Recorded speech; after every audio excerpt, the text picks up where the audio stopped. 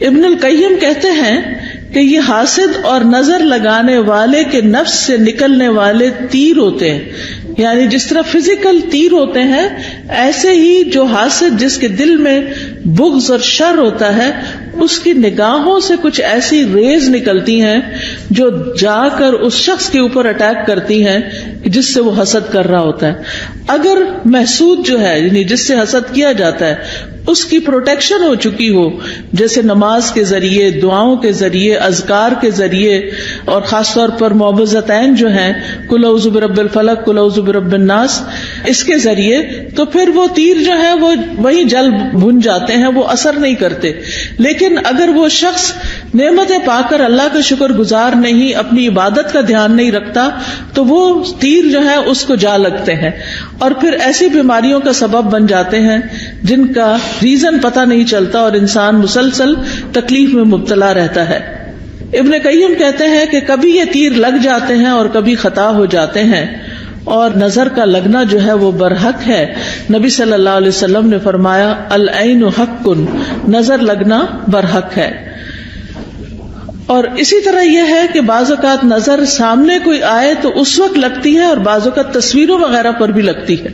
یعنی آج کل آپ دیکھیں کہ کتنا یہ رواج عام ہو گیا ہے، شادی ہوئی، شادی کی تصویریں فیس بک پہ ڈال رہے ہیں، پوری دنیا دیکھ رہی ہے، اور کون کس نظر سے دیکھ رہا ہے، کس حسد کے ساتھ دیکھ رہا ہے۔ پھر اسی طرح یہ کہ بچہ پیدا ہوا، پہلے دن کی بچے کی تصویریں ڈال دیتے ہیں، اور وہ ابھی معصوم سا بچہ ہوتا ہے، اس کے اوپر تو ابھی کوئی پروٹیکشن کی لیئر بھی نہیں ہوتی، تو اس کو اسی طرح اثر ہو جاتا ہے بعض اوقات۔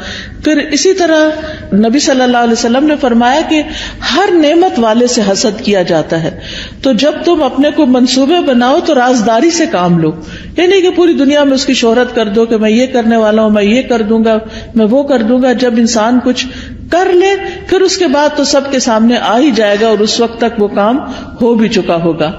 پھر اسی طرح حدیث سے یہ بھی پتہ چلتا ہے کہ انسانوں کی موت کا سبب بھی نظر بن سکتی ہے۔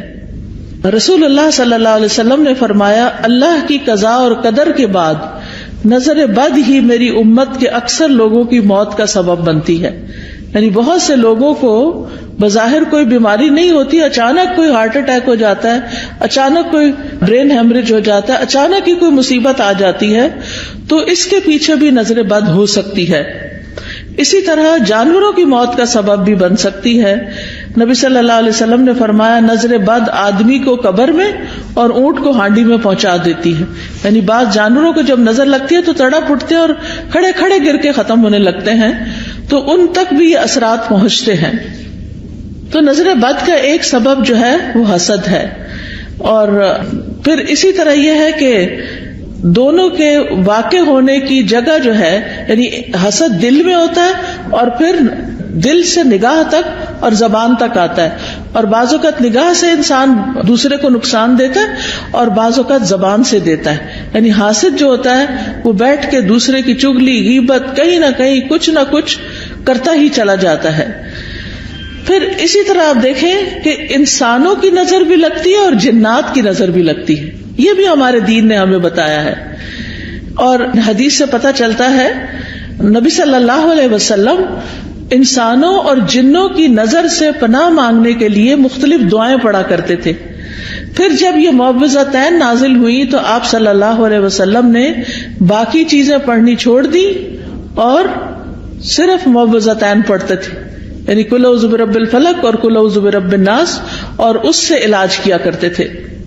اور پھر یہ ہے کہ جن جو نظر لگاتے ہیں وہ انسانوں کی نظر سے بھی سخت ہوتی ہے، اور انسان تو ہمیں نظر بھی آ جاتے ہیں۔ جب ہمیں پتہ چلتا ہے کہ فلاں شخص جو ہے وہ ہم سے حسد کرتا ہے یا ہمارے بارے میں اس طرح سمجھتا ہے، تو ہم اس سے بچنے کی بھی کوشش کرتے ہیں جتنے حد تک بچ سکیں۔ لیکن جن تو ہمیں نظر بھی نہیں آتے، ان سے کیسے بچ سکتے ہیں؟ ان سے صرف یہ ہے کہ ان دعاؤں کو صبح و شام پڑھا جائے، اذکار کو، تو اس سے انسان محفوظ رہ سکتا ہے۔ پھر اسی طرح جو تاثیر کے اعتبار سے جو نظر ہوتی ہے، اس میں خوشی سے بھی لگ جاتی ہے نظر بعض اوقات، یعنی ضروری نہیں ہوتا کہ حسد کی وجہ سے ہی لگے، دشمنی کی وجہ سے ہی لگے، بعض اوقات خوشی یا تعجب کی وجہ سے بھی، یعنی انسان کسی چیز کو دیکھتا تو حیران ہو جاتا ہے، جیسے ہم کہتے ہیں واو کیا ڈریس ہے، کیسا گھر ہے، کیسا میک اپ ہے، کیسی جیولری ہے، کیسی ارینجمنٹ تھی، فلاں چیز. تو اس سے یہ نہیں ہوتا کہ کوئی بری نظر سے انسان دیکھ رہا ہوتا ہے، وہ خوشی کی نظر سے ہی دیکھ رہا ہوتا ہے. اسی لیے آپ نے دیکھا ہوگا کہ بعض اوقات ماں کی نظر اپنے بچے کو بھی لگ جاتی ہے، حالانکہ وہ حسد نہیں، پیار کی نظر ہوتی ہے. تو اس کے لیے بھی ضروری ہے کہ انسان جب اپنے گھر میں داخل ہو، اپنے بچوں کو دیکھے، اپنی نعمتوں کو دیکھے تو ماشاء اللہ پڑھے. قرآن مجید میں آتا ہے سورۃ الکہف میں وَلَوْلَا إِذْ دَخَلْتَ جَنَّتَكَ قُلْتَ مَا شَاءَ اللَّهُ لَا قُوَّةَ إِلَّا بِاللَّهِ، اور جب تم اپنے باغ میں داخل ہوئے تو تم نے یہ کیوں نہ کہا کہ جو اللہ نے چاہا، یعنی جی اللہ کے کرنے سے ہی سب ہوا ہے. کیونکہ حقیقت یہ ہے کہ جو بھی نعمت ہمارے پاس ہے یہ ساری کی ساری اللہ پاک کی طرف سے ہے.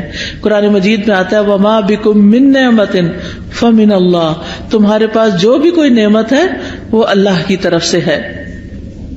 ابن حجر کہتے ہیں نظر کبھی خوشی اور تعجب کی صورت میں بھی لگ جاتی ہے، اگرچہ وہ کسی محبت کرنے والے کی طرف سے ہو، اور کبھی وہ کسی نیک آدمی کی طرف سے بھی ہو سکتی، یعنی نیک آدمی کسی کی نیکی پر خوش ہو رہا ہے تو اس سے بھی ہو جاتا ہے. تو جب کسی کی کوئی چیز دیکھیں تو فوراً برکت کی دعا دے کہ اللہ ان کو برکت دے. اچھا کھانا دیکھیں، اچھا ڈریس دیکھیں، اپنے بچے کو کوئی نیکی کا، خیرات کا، صدقات کا کوئی اچھا کام کرتے ہوئے دیکھیں. اس سب چیزوں پر ہم کیوں ایسا کرتے ہیں؟ بچہ پیدا ہوتا ہے ہم کہتے ہیں مبارک دینی ہے، کوئی حج پہ جاتا ہے تو ہم واپس آتا ہے تو ہم اس کی مبارک دیتے ہیں، کسی کی شادی ہوتی ہے تو ہم مبارک دیتے ہیں، کسی کا بزنس اچھا فلرش کر جاتا ہے تو اس پہ مبارک دیتے ہیں، کبھی کسی کے جاب اچھی لگ جاتی ہے، کسی کو کوئی عہدہ ملتا ہے تو اس کو مبارک دیتے ہیں. تو ہمارے دین میں جو مبارک کا کانسیپٹ ہے اس کا مطلب یہ ہوتا ہے کہ اللہ تمہیں اس میں برکت دے اور حاسد یا خوش ہونے والے دونوں کی نظروں سے بچائے. یعنی کہ جو بری نظر سے دیکھ رہا ہے اس سے بھی بچو، اور جو اچھے خوش ہو کے اپنے ہی بہن بھائی، اپنے ہی والدین، ان کی بھی نظر سے بچ سکو.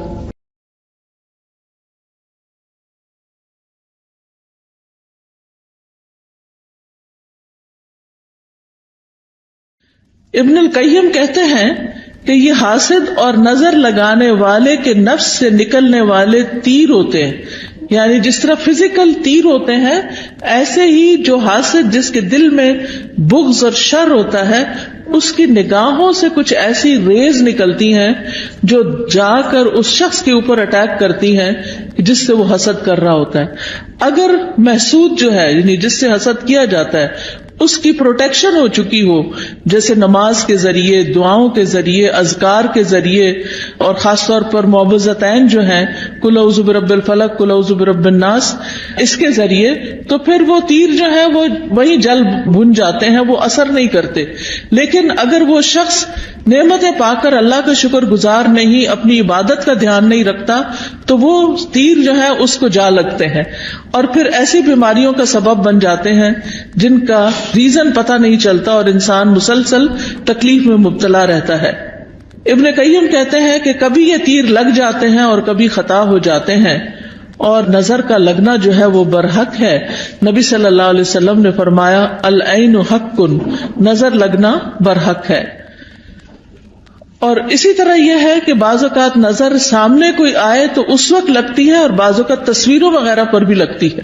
یعنی آج کل آپ دیکھیں کہ کتنا یہ رواج عام ہو گیا ہے، شادی ہوئی، شادی کی تصویریں فیس بک پہ ڈال رہے ہیں، پوری دنیا دیکھ رہی ہے، اور کون کس نظر سے دیکھ رہا ہے، کس حسد کے ساتھ دیکھ رہا ہے. پھر اسی طرح یہ کہ بچہ پیدا ہوا، پہلے دن کی بچے کی تصویریں ڈال دیتے ہیں، اور وہ ابھی معصوم سا بچہ ہوتا ہے، اس کے اوپر تو ابھی کوئی پروٹیکشن کی لیئر بھی نہیں ہوتی، تو اس کو اسی طرح اثر ہو جاتا ہے بعض اوقات.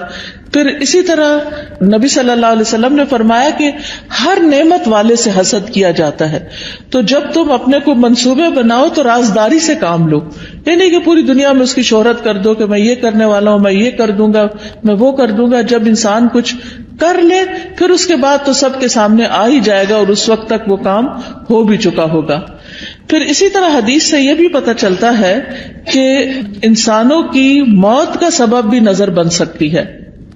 رسول اللہ صلی اللہ علیہ وسلم نے فرمایا اللہ کی قضاء اور قدر کے بعد نظر بد ہی میری امت کے اکثر لوگوں کی موت کا سبب بنتی ہے.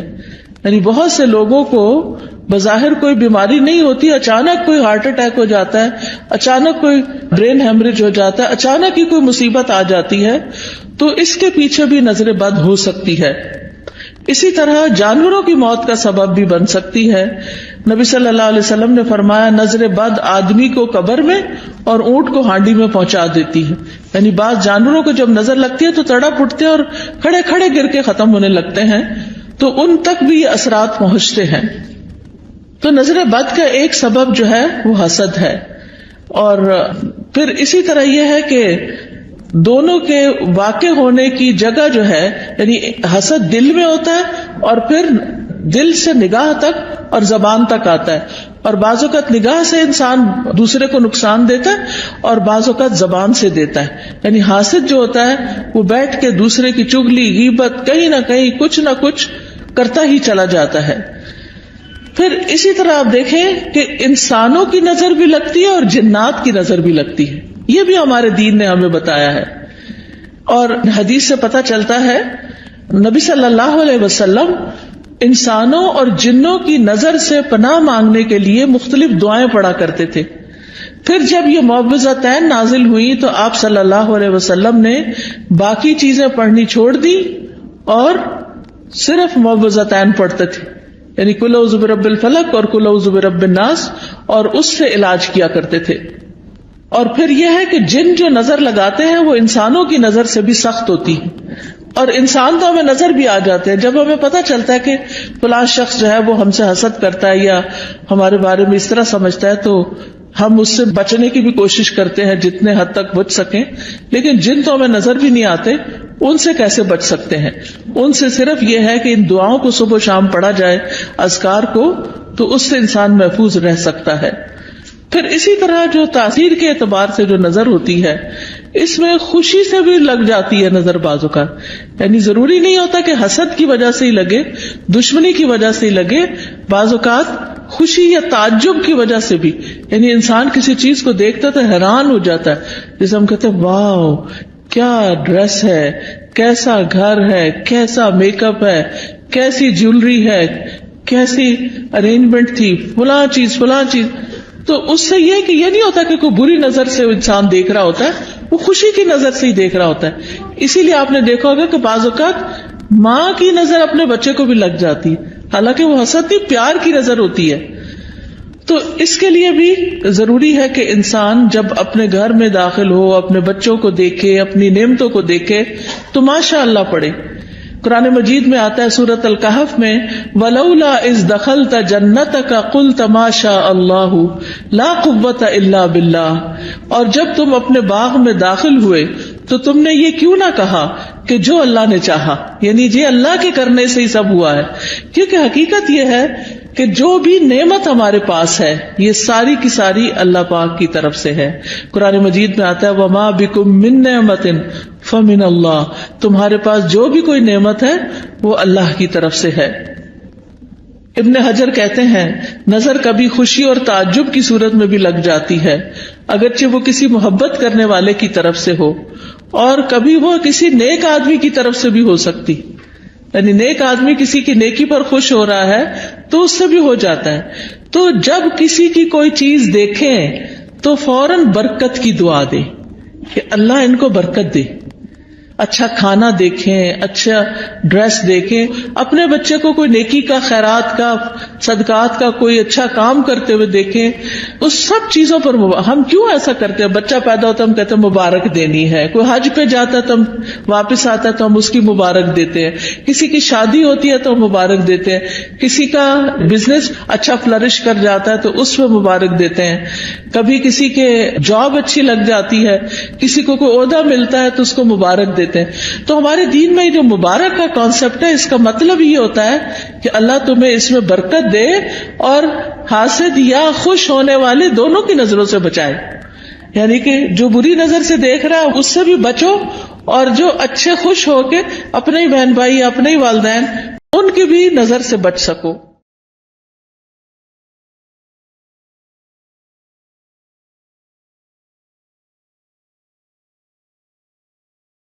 کیا نظر سے بچنا ممکن ہے؟ جی ہاں، نظر سے بچنا ممکن ہے. اس کے لیے سب سے پہلے اللہ پہ بھروسہ کرے، اللہ پہ بھروسہ کرے، اور اس میں آپ یہ سمجھیں کہ کوئی مجھے نقصان نہیں دے سکتا جب تک اللہ نہ چاہے. پورے کانفیڈنٹ ہو جائیں، شک اور وہم کا شکار نہ ہو.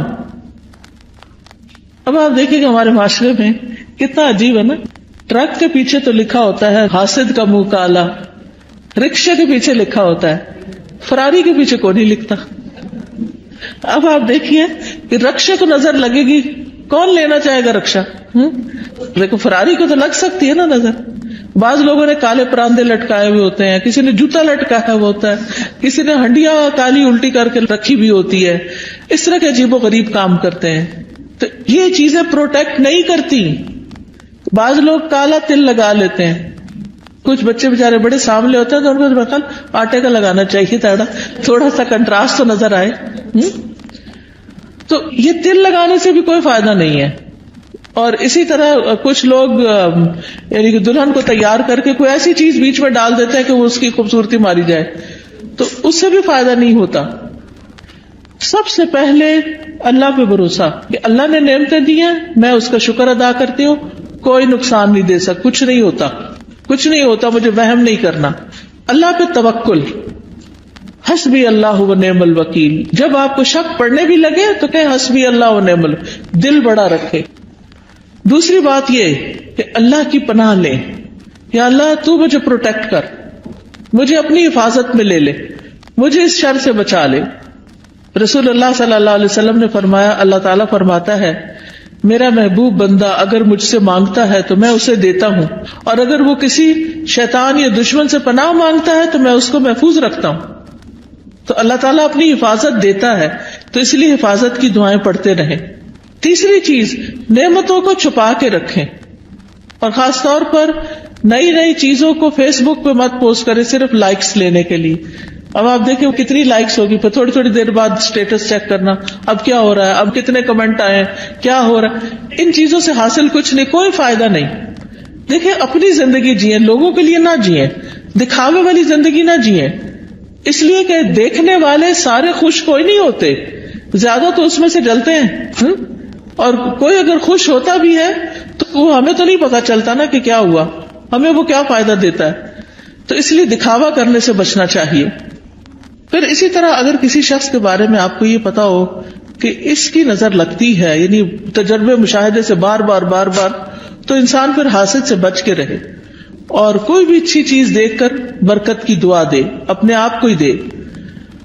اور پھر جب لوگوں کے بیچ میں جانے لگے تو معوذتین آیت الکرسی پڑھ کے نکلے.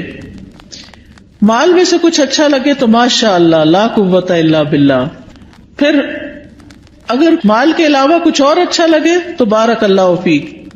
دنیا کی کوئی چیز اچھی لگ رہی ہے اور دل میں آ رہا کہ اس کو کیوں مل گئی، تو سوچا یہ تھوڑے دن کے لیے، تو انسان کے اپنے دل سے وہ جلن ختم ہو جائے گی. پھر اگر کوئی شخص بیمار ہو، مصیبت میں ہو، تو اس وقت دعا پڑھنی چاہیے، الحمدللہ الذی عافانی مما ابتلاک بہ وفضلنی علی کثیر ممن خلق تفضیلا. پھر اسی طرح شرکیہ کاموں سے بچنا چاہیے، یعنی کسی اونٹ کے گلے میں کوئی تانت باندھ دینا، کوئی تعویذ لٹکا دینا. آپ صلی اللہ علیہ وسلم نے ان کو کاٹنے کا حکم دیا. یہ چیزیں پروٹیکٹ نہیں کرتی، یہ شرکیہ عمل ہو جاتا ہے، اس سے بچنا چاہیے. کثرت سے اللہ کا ذکر کرنا چاہیے، کیونکہ ذکر جو ہے وہ ایک قلعے کی طرح ہے. پھر قرآن سے علاج کرنا چاہیے، کیونکہ قرآن شفا ہے. قل ھو للذین آمنوا ھدی وشفاء، کہہ دیجئے وہ ایمان والوں کے لیے ہدایت اور شفا ہے. وَنُنَزِّلُ مِنَ الْقُرْآنِ مَا هُوَ شِفَاء، اور ہم قرآن میں وہ چیز اتارتے ہیں جو شفا ہے. تو قرآن کی تلاوت، قرآن کو سمجھ کے پڑھنا، قرآن کی کچھ آیات کو پڑھنا جیسے آیت الکرسی وغیرہ ہے. سورۃ الفاتحہ سے علاج، اور سورۃ الفاتحہ میں خاص طور پر ایاک نعبد و ایاک نستعین پڑھے کہ اللہ صرف تیری ہم عبادت کرتے ہیں، صرف تجھ سے ہم مدد چاہتے ہیں، تو ہماری مدد کر. تو یہ توحید کا خلاصہ ہے، اور اس سے انسان کی اللہ تعالی مدد فرماتے ہیں. یعنی سب سے بہترین وسیلہ توحید کا دے. اگر مرض زیادہ ہو جائے تو سورۃ البقرہ پڑھیں، اور اس کو سنیں. اگر پڑھی نہ جاتی ہو تو موبائل وغیرہ پہ لگا کے یا ہیڈ فونز لگا کے کانوں کے ساتھ اور لیٹ جائیں, اور روزانہ اگر سن سکیں تو روزانہ بھی سنیں, بہترین علاج ہے. پھر نظر اور حسد سے متعلق جو آیتیں ہیں قرآن پاک میں ان کی تلاوت کریں, ان کا رقیہ پڑھیں, معوذتین پڑھیں. ایک اسکالر کو میں سن رہی تھی تو انہوں نے کہا کہ اگر کسی کو بھی نظر یا جادو یا کسی بھی چیز کا شک ہے تو وہ ایک پانی کا گلاس لے لے اور اس میں آیت الکرسی پڑھ کے, پانی کا گلاس اس طرح لے کے جیسے ذرا کھلے منہ والا گلاس ہو, اور گلاس کے قریب منہ رکھ کے کہ آپ کے پڑھنے کی جو وائبریشن ہے وہ پانی کے اندر جائے. تو آیت الکرسی پڑھیں, سورۃ فاتحہ پڑھیں, اور پھر یہ آیت ما جئتم بہ السحر ان اللہ سیبطل, اور یہ جو ہے ان اللہ سیبطل بار بار پڑھے, بار بار پڑھے, ان اللہ سیبطل, کہ بے شک اللہ اس کو باطل کر دے گا, ختم کر دے گا, اور اس پانی کو پی لے. تو انشاءاللہ یورین کے ساتھ وہ اندر جتنی بھی چیزوں کا اٹکاؤ ہے وہ نکل جائے گا. تو سعودی عرب کے ایک اسکالر ہیں, ان سے سن کے انہوں نے اردو میں ایک یوٹیوب پہ شاید ویڈیو بھی ہے اس کے بارے میں. تو حقیقت یہ ہے کہ قرآن جو ہے چونکہ شفا ہے, اور یہ پکارنا اللہ کو اس کے ساتھ, اللہ کے ذکر کے ساتھ, اور یعنی خاص طور پر جو آیت الکرسی ہے اس میں آپ دیکھیے اللہ تعالیٰ کے 5 نام اور 26 صفات ہیں, 26 صفتیں اللہ تعالیٰ کی. تو اللہ تعالیٰ فرماتے ہیں وَلِلَّهِ الْأَسْمَاءُ الْحُسْنَى فَادْعُوهُ بِهَا, اللہ کے اچھے اچھے نام ہیں, ان ناموں کا واسطہ دے کے اس کو پکارو. تو سورۃ فاتحہ میں اللہ کے نام ہے, آیت الکرسی میں ہے, معوذتین میں ہے. یہ پڑھ کے دم کر کے پانی پہ خود اس پانی کو پی لیں, انشاءاللہ شفا ہوگی. لیکن یہ جو ہم کالی مرچیں جلا کے اور ان کی دھونی دے کے اور اس طرح کے کام کرتے ہیں, یہ سنت میں کچھ ثابت نہیں ہے. پھر اسی طرح کوئی چیز گرے لگا کے باندھنی اور پہننی نہیں چاہیے, یہ بھی شرک میں شامل ہو جاتا ہے, یہ سحر کی ایک قسم ہوتی ہے. پھر اسی طرح سکینت والی آیات اور شفا والی آیات یہ سننی بھی چاہیے, اور پھر دعاؤں کے ذریعے اور دم کے ذریعے علاج کرنا چاہیے, لیکن شرکیہ دم سے بچیں. حضرت جبریل علیہ السلام جس دعا کے ساتھ نبی صلی اللہ علیہ وسلم کو دم کرتے تھے وہ دعا پڑھے, اور وہ کیا ہے, بسم اللہ ارقیک من کل شیء یؤذیک من شر کل نفس او عین حاسد اللہ یشفیک بسم اللہ ارقیک. یہ دعا جو نیچے سٹال لگا ہوا ہے اس میں ایک کتاب ہوگی, دعا کیجیے. اسی طرح جادو, حقیقت اور علاج, اسی طرح ایاک نستعین, اس میں یہ دعائیں لکھی ہوئی ہیں. وہ انسان کھول کے بھی پڑھ کے اپنے اوپر اور دوسروں کے اوپر دم کر سکتا ہے. پھر اسی طرح حفاظت کی جو دعائیں ہیں, حفاظت کی دعاؤں کے چھوٹے چھوٹے کارڈز بھی ہیں, وہ اپنے پاس رکھیں, بیڈ سائڈ ٹیبل پہ رکھیں, ان کو پڑھ لیا کریں. اور پھر آگے پیچھے دائیں بائیں اوپر نیچے حفاظت والی دعا ہے, اللہم انی اسألک العافیۃ فی الدنیا والآخرہ, اللہم انی اسألک العفو والعافیۃ فی دینی و دنیای و اہلی و مالی, اللہم استر عوراتی و آمن روآتی, اللہم احفظنی من بین یدی ومن خلفی وعن ایمانی وعن شمالی ومن فوقی واعوذ بعظمتک ان اغتال من تحتی. سبحان اللہ, 6 کی 6 سمتوں میں حفاظت کی دعا ہے. صبح شام جو پڑھ لیتا ہے وہ محفوظ ہو جاتا ہے. تو یہ انشاءاللہ نئی کتابیں آپ کو دیکھیں گے تو ان میں یہ دعائیں لکھی ہوئی ہے, وہ آپ کو اگر زبانی یاد نہیں تو دیکھ کے بھی پڑھ سکتے ہیں. پھر اسی طرح ہر ناگہانی آفت سے بچنے کی دعا ہے, اللہم انی اعوذ بک من زوال نعمتک وتحول عافیتک وفجاءۃ نقمتک وجمیع سخطک. اے اللہ میں تیری پناہ چاہتا ہوں اس بات سے کہ تیری کوئی نعمت چھن جائے, یا تیری دی ہوئی عافیت پلٹ جائے, یا کوئی ناگہانی عذاب آ جائے, اور تیرے تمام غصے اور ناراضگیوں سے میں تیری پناہ چاہتا ہوں. پھر بری تقدیر سے, دشمن کے خوش ہونے سے یا اللہ تو بچانا کہ ہمارے دشمن ہم پہ خوش نہ ہوں.